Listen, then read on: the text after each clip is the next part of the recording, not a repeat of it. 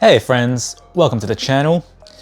It's July now and I thought I'd do a half-year state of the collection video. So I actually haven't done one before, and this channel is about to reach 10,000 subscribers. I started posting videos in January and I've been very busy actually trying to upload content because I've just been really heavy into the watch game at the moment. So from the beginning of the year up until now, I've actually revamped and rehauled my entire collection. So previously in the past, I did have a different collection. At one point in time, I actually had a one watch collection. And then this year was all about just changing the pieces up as time goes on, because I am getting older. And as I get older, my tastes change and my love for watches actually increases as the time goes on. So I'm trying my best to pick specific pieces and not just buy whatever that comes in front of me. But let's go down to intimate level and let's go through my collection. Okay, so I'm gonna split this video up into two boxes. This first box is my personal collection and the second box will be the shared collection I share with my partner. So in no particular order, let's start at the top left here. So over here in the top left, we've got my Rolex Datejust 36. Now, quick story of this watch here. I've actually owned, if you've watched my previous videos, I own the 41 version of this. So my first Rolex ever was purchased in, I believe it was January or February this year. And that kind of started a snowball effect, right? So finally got the call from an AD here in Sydney for a 41 Jubilee Smooth Wimbledon dial. Now the Wimbledon dial is my favorite Datejust dial. There's no other dial I would actually get. This is it. This is the one and done for the Datejust. And you know what, the 41, although it fit well on my wrist, it was more of a sporty fitting watch where I wanted the Datejust to fit more of a contemporary look, right? I did want the fluted bezel, but I didn't want the fluted bezel on a 41, so I wanted the 36 because my wrist just fits it better. And as you can see here, it's looking pretty mint, it's pretty good. And this reminds me of the very first Rolex I ever owned, essentially, which started a snowball effect, right? So I traded my 41 in for that 36 from one of my favorite dealers here, Jay, in Sydney. So very fortunate to be able to trade into something more fitting. Now, moving on. Speaking of trades, over here we've got my Rolex Explorer two-tone. So as you can see, it's quite worn in because I actually got this off my brother. Now, story about this one is that I actually got a Rolex Explorer 40. So earlier in the year, one of my more popular most watched videos is the Rolex Explorer 40 as my new daily, and I loved that watch. I took it to Bali, I took it to a lot of business trips, and it was great. It was a great one and done, essentially. But with my wrist being 6.5 inches, my brother ended up picking this one up, obviously being 36 mil, and my brother's wrists are ginormous. I think they're nearly 8 inches actually, I'm not too sure, but yeah, nearly 8 inches. And look, although this looked okay on his wrist, let's be honest, on my wrist, it's gonna look a million times better than a ginormous wrist. And for the 40 millimeters, the 40 mil would just fit my brother's ginormous wrist better. So thought to ourselves, let's just do a trade. No nonsense, no bullshit, just trade it up. And both of us ended up being happy with that decision there. So I've got a Explorer that fits, and not only that, I've got an Explorer that has precious metal in it. So I wouldn't have never gone out of my way to buy this watch, in all honesty, but this does remind me of my brother. We both share a love for watches, and he has something that I bought and I have something that he bought. So this will stay in my collection. Even though I don't wear it much, it's going to stay in the collection. Speaking of brother, this is the third watch in the collection, which is the Cartier Santos. Now, funny thing, what actually made me want to get this watch was my brother. So my love for watches, he really does amplify it because he's older than I am, right? But I feel like I've delved deeper into the hobby than he has. So my brother, for his engagement, ended up getting a Santos medium in two-tone. And I've always been eyeing out the Santos, I just never really paid much attention to it. Until one day, during a family lunch at a restaurant, I gave his watch a go, and the rest was history. The fit, the finish, the integrated bracelet look, the just beautiful aesthetic of it made me really fall in love with the watch, and I have to thank my brother for that because he's ultimately egged me on to get this for myself. Not the two-tone, just a normal classic look. And funnily enough, with my collection, as you can see, I have a balance of dark dials and white dials. Before in the past, I used to just have dark dial watches, but now I've gravitated more to white or lighter colored dials, and the Santos really did kick everything off. Now, I got this watch from one of my favorite dealers, Jay. So Jay hooked me up with the Wimbledon. He also hooked me up with this one here. So yeah, all these watches, look, I've gotten all these watches this year. And how do I afford them?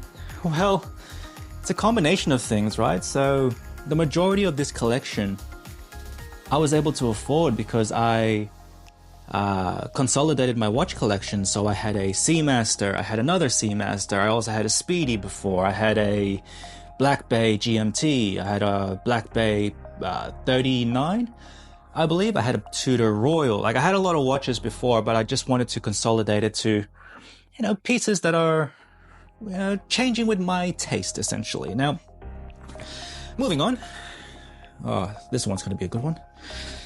This is my Grand Seiko Flake. Fuck, I love this watch. So this is the first titanium watch I've ever owned, and what really sold it for me was Teddy Baldessar's video. So I was in the market for a GMT, more specifically a Explorer style GMT. That's what I wanted. That's what I've always wanted. The Explorer 2, however, doesn't fit me. And I was going to get the Tudor Pro. So a few months ago, I bought the Tudor 58 and I was fiending for a Tudor Pro. So ultimately, when I was cross-shopping the Tudor Pro and this and a vintage Explorer 2 40mm, this just won. It was a no contest, basically. And I love this watch.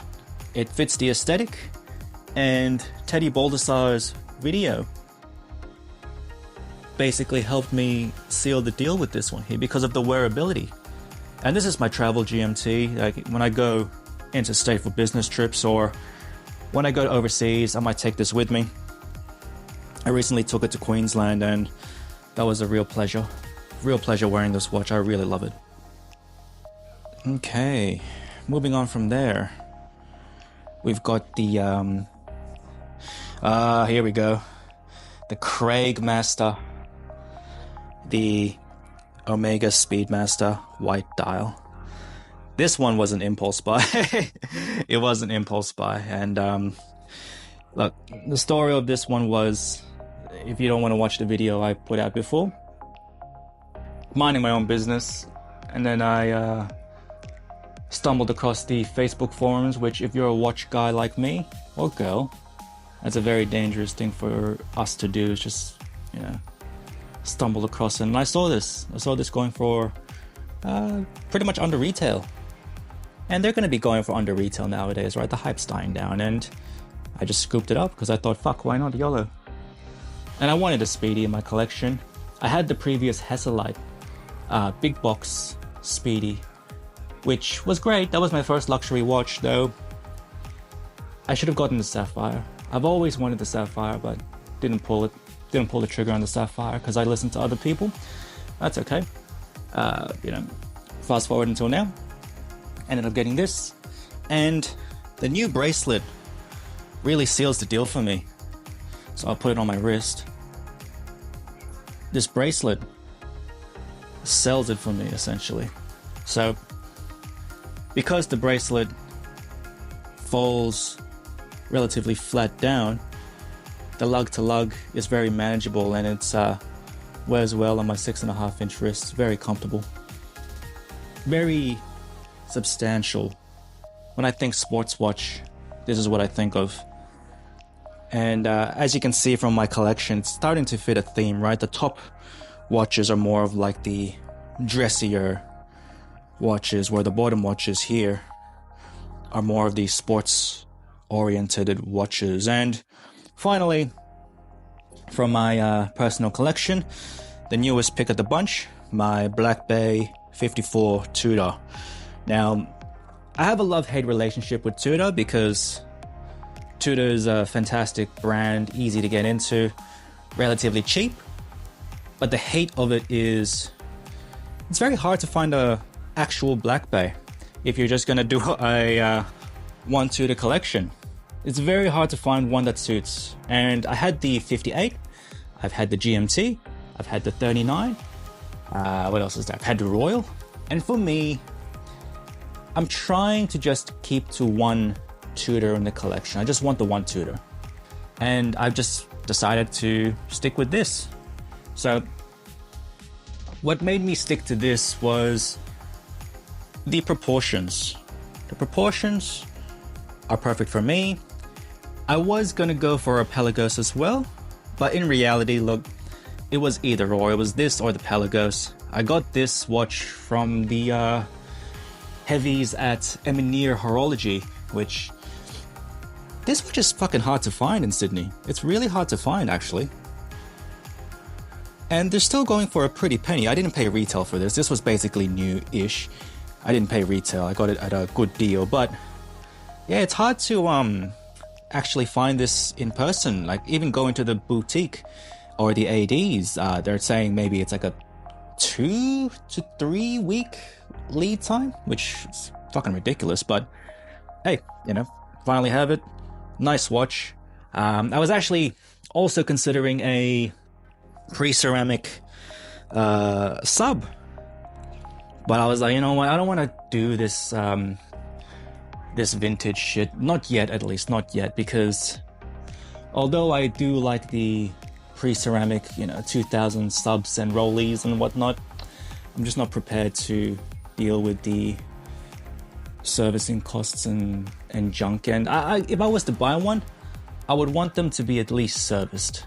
I don't want to have to go out of my way to bloody get it serviced and then wait. And yet just trying to find a good example is a challenge in itself. I'm just not ready for that yet. So here's my personal 6-piece collection.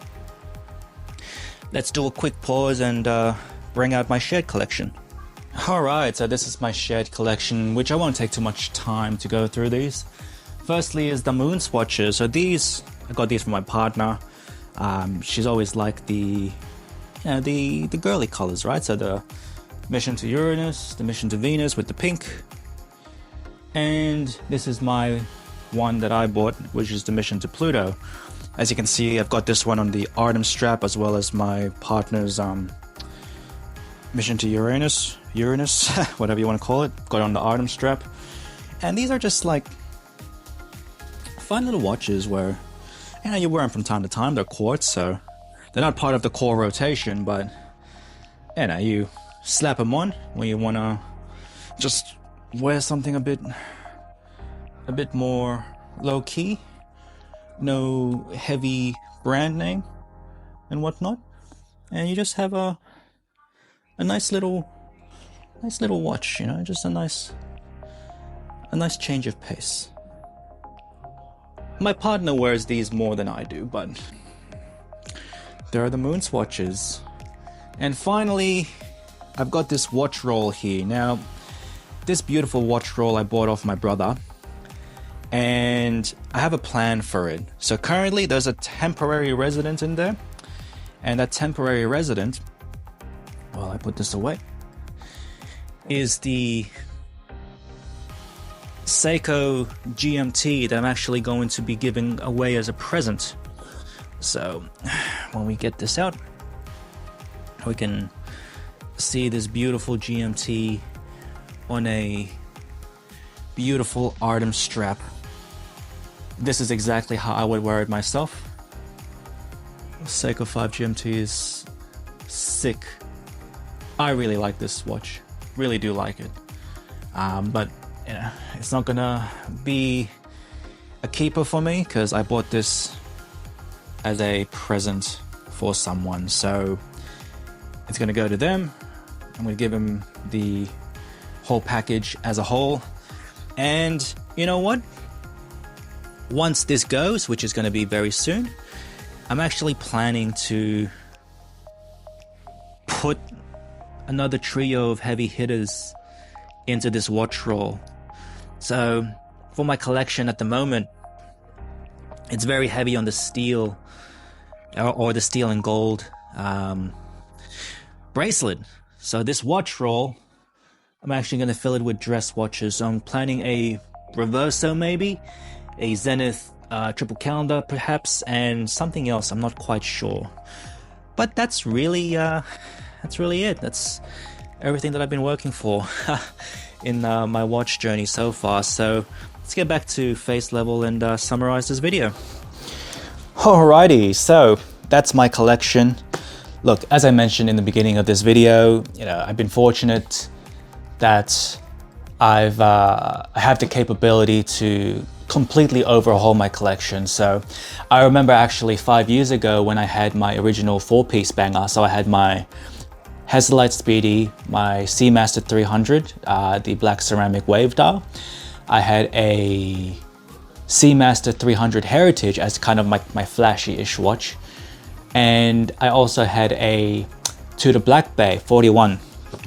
That was my original 4-piece. And you know, as time goes on, I'm fortunate to be able to evolve and update my collection to my tastes. So that, and I get fat bonuses as well, which and tax returns and whatnot. So that's pretty much the collection. I have big plans for filling this box up once I get rid of the Seiko, give that to the recipient.